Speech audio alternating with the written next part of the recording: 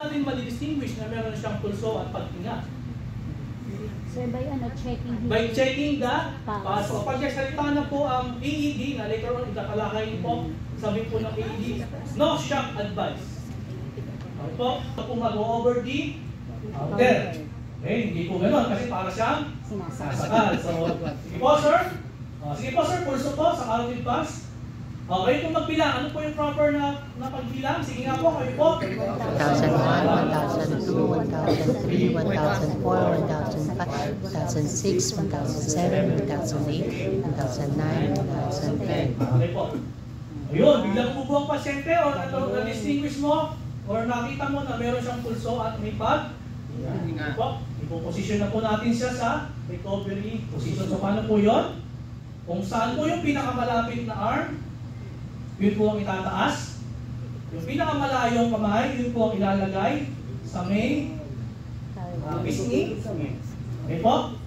Yung pinakamalayong tuhod, yun po ang papatong sa kabilang tuhod or babalakot. Hawak po sa balikat, hawak po sa may bewang, and then recovery position. Okay po? Sa pag-recovery position po, papunta po sa inyo ang pihit ng pasyente. Huwag po patulak, ha? Hindi po patulak, papunta po sa inyo. Okay po, ano po gagawin? Pag po nagkaroon ng check the body, sir, if there's any obstacle or what. Rub the back to promote circulation and facilitate secretion. Rub the back para mag-promote ng circulation. And ano po yung secretion?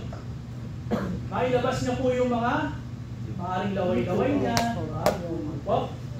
So check. Kung saktan, no? Kung saktan, no?